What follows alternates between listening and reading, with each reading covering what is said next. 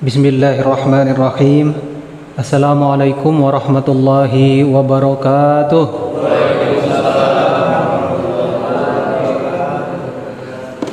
Alhamdulillahirabbil alamin. Allahumma salli wa sallim wa barik ala sayyidina Muhammadin wa ala alihi wa ashabihi ajma'in. Amma ba'du. Qalu subhanaka la ilma lana illa ma 'allamtana innaka antal alimul hakim. Qala rabbi shrah li sadri wa yassir li amri wahlul 'uqdatam min lisani yafqahu qawli. Allahumma inna nas'aluka ilman nafi'a wa rizqan thayyiba wa amalan mutaqabbala. Allahumma inna na'udzubika min ilmin la yanfa'u wa qalbin la yakhsha'u wa du'a'in la yusma'u. Yang sama-sama kita hormati Bapak Ketua DKM Masjid Ar-Rahman Pak Ustadz Muhammad Soleh SPD. Yang saya hormati orang tua kita Bapak Ustadz Haji Kusnadi. Yang saya hormati Bapak RT 02 Pak Ahmad Madun. Yang saya hormati Bapak Haji Nasli. Yang saya hormati Bapak-bapak pengurus Masjid Ar-Rahman dan Bapak-bapak jamaah Masjid Ar-Rahman yang tidak saya sebutkan satu persatu namanya, namun tidak mengurangi rasa hormat dan ta'lim saya kepada bapak-bapak semuanya. Kita akan mengkaji kitab Al-Azkar An-Nawawiyah, kalimat-kalimat zikir untuk mengantarkan kita ingat kepada Allah Subhanahu wa taala. Sekarang kita akan membahas bab mengenai keutamaan azan. Keutamaan azan. Halaman 59. Halaman 59. Bismillahirrahmanirrahim. Babu fadilatil azani. Rawaina an Abi Hurairah radhiyallahu anhu qala qala Rasulullah sallallahu alaihi wasallam law ya'lamun nasu ma fin nida'i wa saffil awwali thumma lam yajidu illa ayyastahimu alaihi la astahamu. Rawahu Al-Bukhari wa Muslim fi sahihima. Keutamaan azan. Bukhari dan Muslim meriwayatkan dari Abu Hurairah radhiyallahu anhu bahwa Rasulullah sallallahu alaihi wasallam bersabda, andai kata manusia mengetahui keutamaan yang terdapat dalam azan dan saf barisan pertama, kemudian tidak ada jalan untuk mendapatkannya kecuali dengan melakukan undian, niscaya mereka pun akan melakukannya. Baik. Hadis ini tentunya tidak hanya kali ini kita dengar, namun berulang-ulang kita mendengar hadis ini, baik di kajian kita sebelumnya atau kajian di majelis ta'lim yang lain. Sering kita mendengar hadis ini.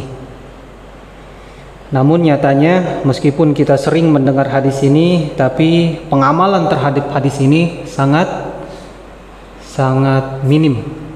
Kenapa demikian? Karena kurangnya keyakinan kita. Ngaji itu biasanya diulang-ulang, itu terus. Ketemu hari ini itu yang dikaji, besok itu aja yang dikaji. Kenapa demikian? Karena kita sebetulnya ngaji itu untuk memupuk keyakinan supaya kita bertambah keyakinannya kepada Allah Subhanahu wa taala. Dalam bab ini tadi dikatakan bahwa Rasulullah Shallallahu alaihi wasallam bersabda, "Lau ya'lamun nasu ma fid nida'i wa safil awwal." Andaikan manusia tahu fadilah apa, pahala yang besar untuk muadzin, untuk seorang muadzin, wasofil awal, dan pahala besar untuk orang-orang yang menempati shaf pertama, thumma lam yajidu, kemudian mereka tidak mendapatinya, illa ayyastahimu alaihi, kecuali dengan cara mengundi. La astahamu, tentu mereka akan melakukan undian untuk mendapatkan shaf yang pertama. Rawahu Bukhari Muslim. Hadis ini ada di riwayat Bukhari dan Muslim. Baik,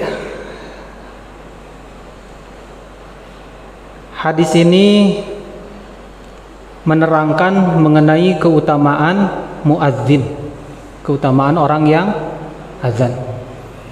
Besarnya pahala orang yang melakukan azan.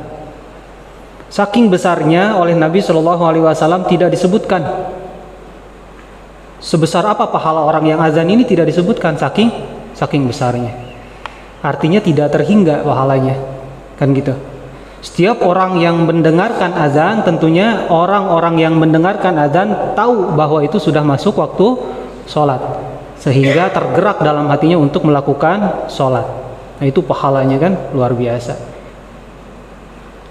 Setiap orang yang terjangkau oleh suaranya, oleh suara muazin, tentu mereka ada kesadaran bahwa itu sudah masuk waktu sholat. Baik yang sholatnya di rumah seperti wanita dan sholatnya di masjid, maka muazin ini mendapatkan pahala dari setiap sholat mereka.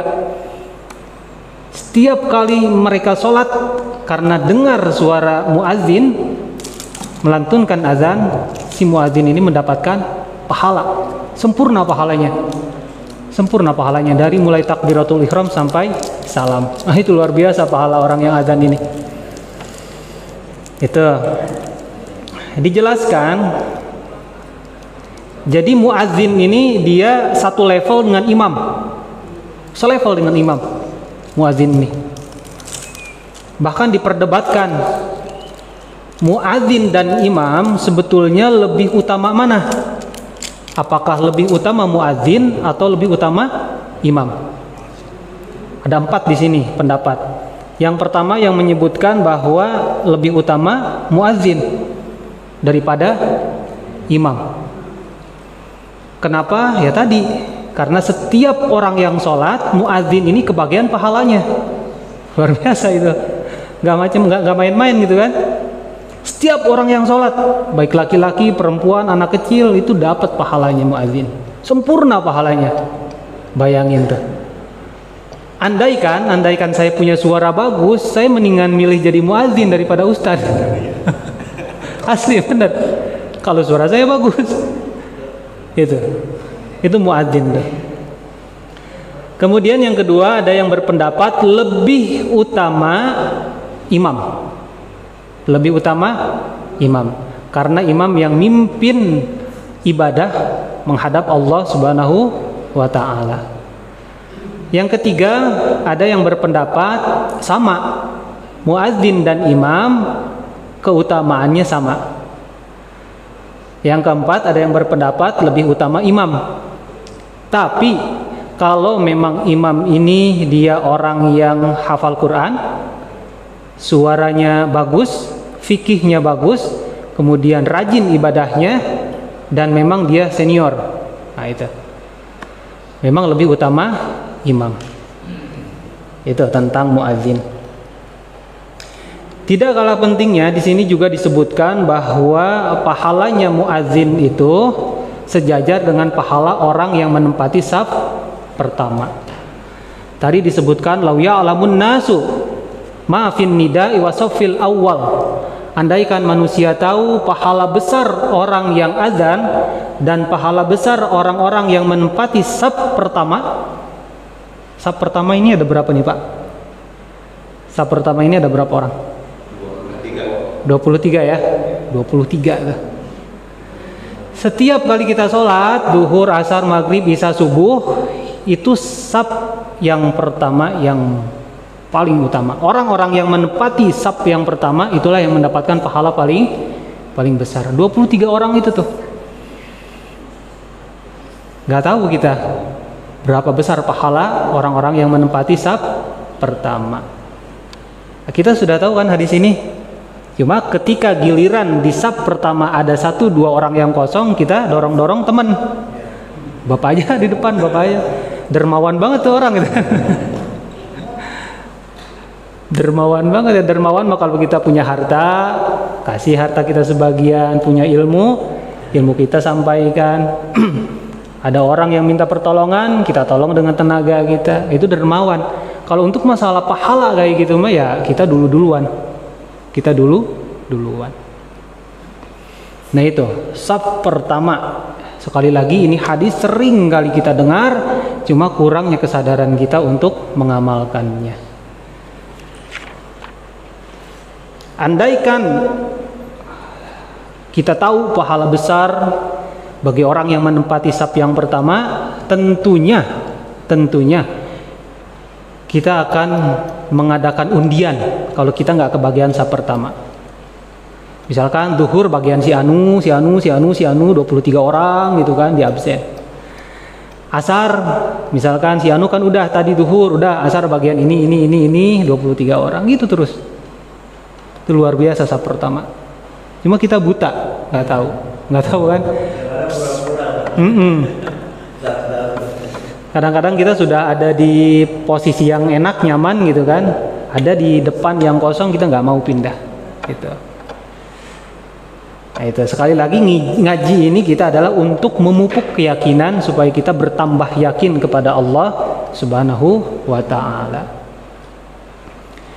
Hadis berikutnya, wa an Abi Hurairah radhiyallahu anhu anna Rasulullah sallallahu alaihi wasallam qala idza nudiya lis-salati adbara asy-syaitanu wa lahu duratun hatta la yasma'a at-ta'dzin, rawahu al-Bukhari wa Muslim.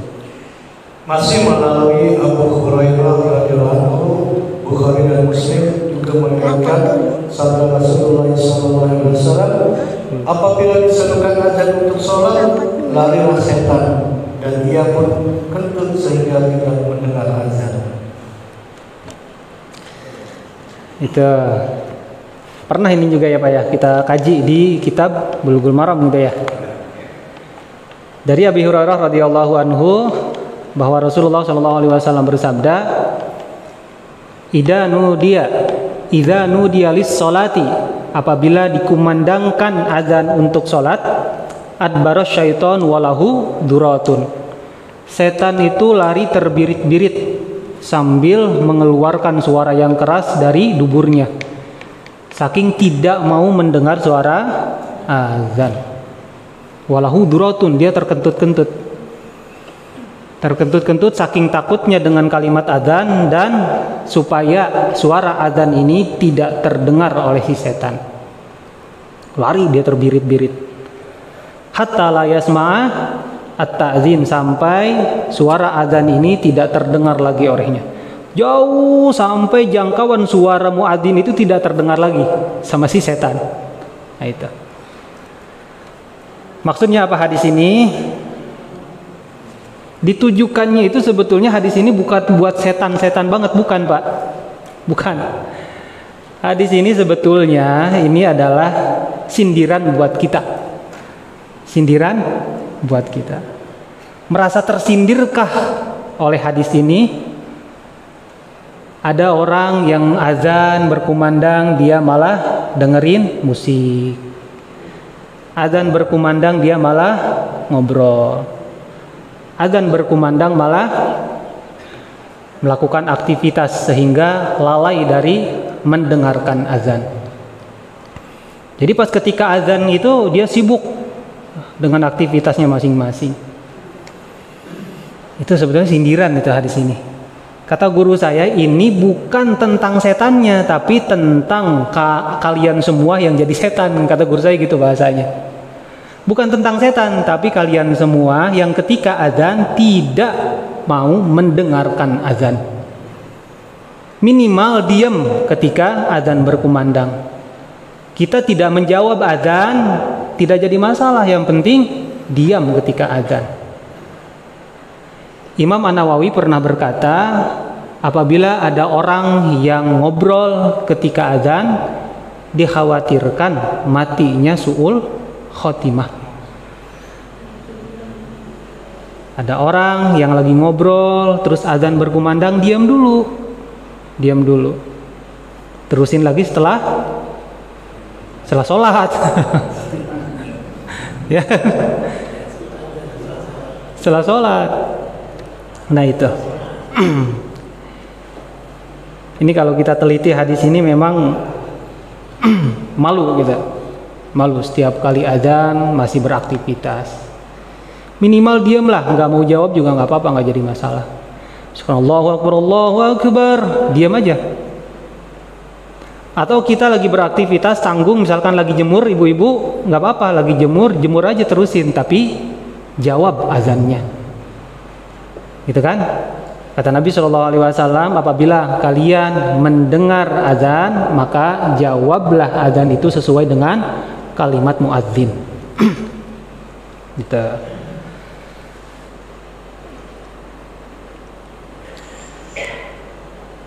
Nah itu, ya Pak. Jadi minimal kita diam ketika azan itu. Kalaupun beraktivitas, jawab azan sambil kita beraktivitas.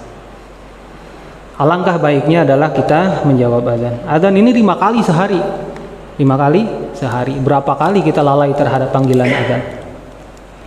Tandanya orang yang beriman itu adalah dia bergetar hatinya ketika disebutkan nama Allah Subhanahu wa taala. Innamal mu'minuna idza dzukirallahu wajilat qulubuhum. Sesungguhnya orang-orang yang beriman itu apabila disebutkan nama Allah bergetar hatinya. Kayaknya kita belum sampai ke level itu, belum sampai kita. Kalau disebutkan nama Allah gitu ya biasa aja. Nah itu. Baik, hadis berikutnya, wa Nabi Sa'id Al-Khudri radhiyallahu anhu qala sami'tu Rasulullah sallallahu alaihi wasallam yaqulu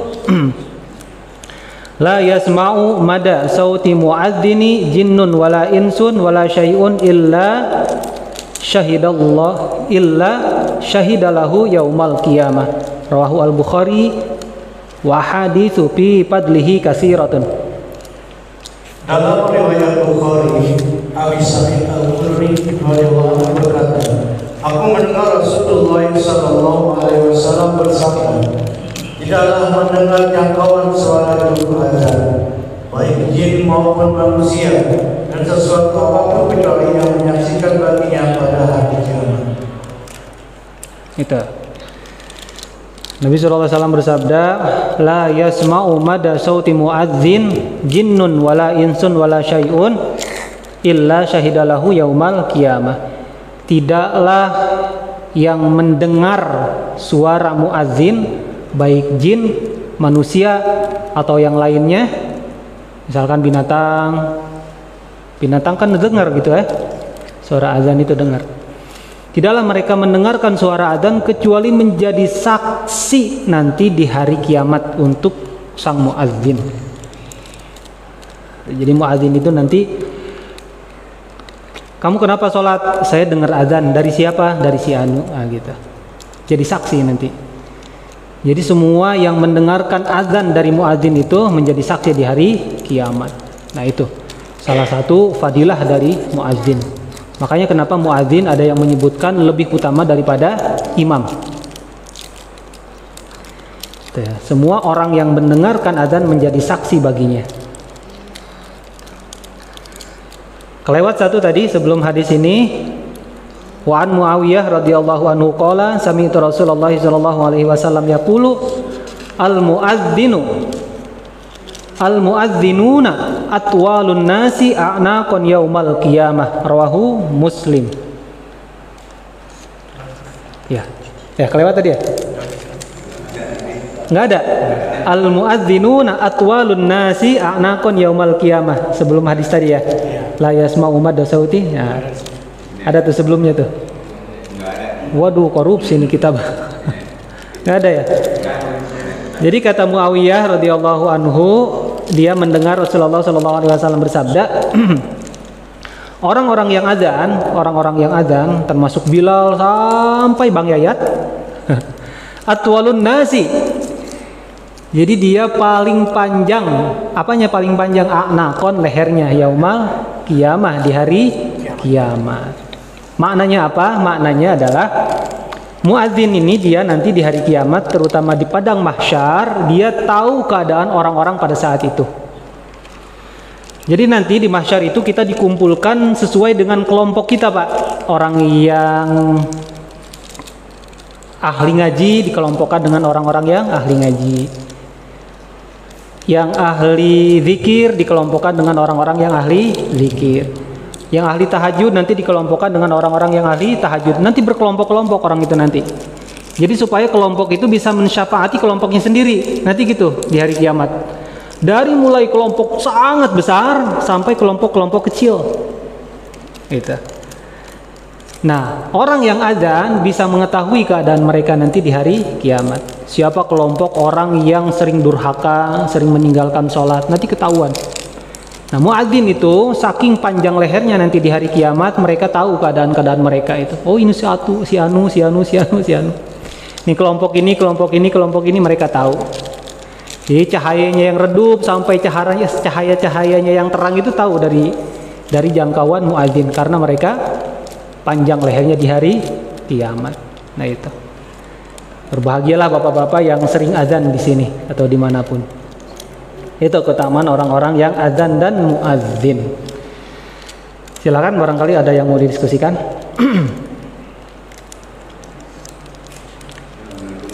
Waalaikumsalam warahmatullahi wabarakatuh. Hadis yang pertama tadi tidak disebutkan atau saya kurang mengetahui. Di hadis yang pertama itu apakah itu berlaku untuk semua sholat yang 5 waktu atau untuk hari Jumat saja? Karena yang saya tahu kalau setiap hari Jumat itu mereka lebih aktif seperti ya, lebih aktif ya ke depan semua. Cuma kalau di sholat yang wajib yang lainnya seperti Isya, Zuhur, Asar, Maghrib, mereka lebih banyak yang di belakang. Kontroversi sama di hari Jumat. Ini saya hanya pengen tanya itu dikhususkan untuk semua 5 waktu atau untuk hari Jumat saja. Hadis ini tidak terbatas di sholat Jumat saja, semua sholat rawatib, zuhur, asar, maghrib, isya, subuh. Memang paling besar pahala orang-orang yang menempati saf awal, tidak hanya di hari Jumat. Gitu Pak. Ya. Ada lagi? Kalau kita dengar azan di HP, apa kita bisa harus wajib menjawab dan bahasa? Kalau kita keadaan yang memang hanya dengar suara azan di handphone saja tanpa dengar suara azan di masjid, misalkan kita lagi di perjalanan kan itu handphone kita suka disetting untuk azan gitu ya, apakah kita sunnah juga menjawabnya? Sunnah menjawabnya dengan catatan tempat yang lain tidak ada azan. Tapi andaikan kita mendengar suara azan di handphone berbarengan dengan masjid, matiin handphonenya, kita jawab yang di masjid. Keutamaan menjawab azan itu adalah mereka wajib mendapatkan syafaat dari Nabi Muhammad SAW. Ada 2 hadis yang menyebutkan barang siapa yang menjawab azannya muadzin dari pertama sampai terakhir, kemudian dia membaca doa Allahumma rabb hadhihi wa titamah wassalatil qaimah ati Muhammadanil wasilata wal fadilah wab'athu maqama mahmud alladzi wa'adtah. Di riwayat Al-Baihaqi ada innaka la tukhliful mi'ad, ada tambahan, maka orang tersebut wajib mendapatkan syafaatku nanti di hari kiamat. Gitu. Kalimat azan itu ada berapa? Kalimat azan ada 15. Benar gak? Ada 15. Muadzin disunahkan untuk tarji. Tarji itu mengulangi apa yang dia kumandangkan. Kan ada 15 ya. Allahu akbar, Allahu akbar, Allahu akbar, Allahu akbar. Asyhadu an la ilaha illallah, asyhadu an la ilaha illallah. Asyhadu anna Muhammadar Rasulullah, asyhadu anna Muhammadar Rasulullah, hayya 'alas shalah, hayya 'alas shalah, hayya 'alal falah, hayya 'alal falah, Allahu akbar, Allahu akbar, la ilaha illallah. 15 ya. Ada 15. Nah, untuk kalimat Allahu akbar sampai asyhadu anna Muhammadar Rasulullah itu disunahkan tarji bagi muadzin. Bagi Bang Yayat, Pak Idam, Pak Bambang, memang baiknya tarji. Apa itu tarji? Mengulangi apa yang ia kumandangkan.